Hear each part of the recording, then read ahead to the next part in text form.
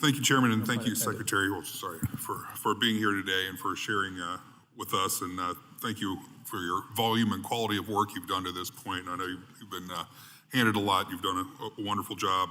I'm thrilled to see under the Trump administration and also under your leadership a return to big, beautiful infrastructure projects that support economic growth and rural connectivity. The Ohio Department of Transportation has recently begun planning for a future interstate designation called I-73 in Southern Ohio that would go directly through the Appalachian district that I represent.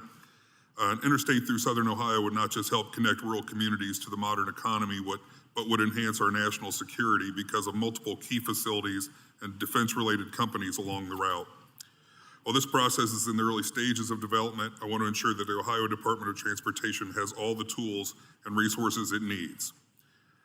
How can the Department of Transportation assist states such as Ohio in planning and constructing major infrastructure projects like this future interstate to spur the continued growth of our nation, especially in historically underserved areas like mine?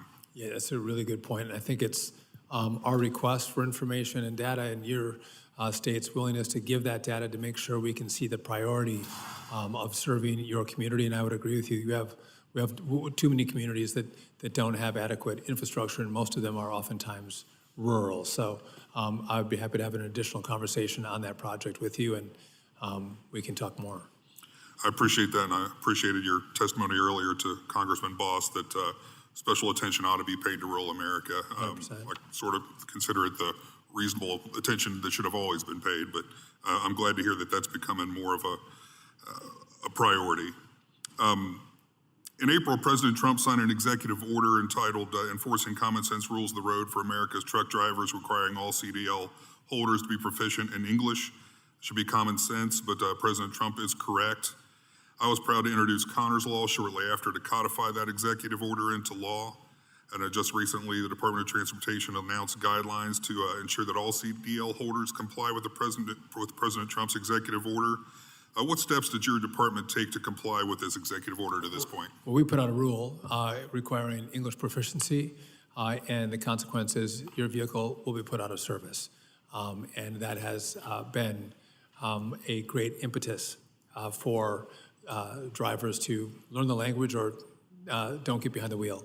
And now, again, we have to rely on our state partners to help us enforce that rule.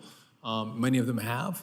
And again, I think this drives safety. I mean, if you can't read road signs, or if you're stopped by law enforcement, or if you're in a crash, you have to be able to communicate what you have on your rig or what happened. So this is not an anti other language than English. This is about safety on the road. Thank you. I appreciate your swift action. Chairman, I yield back.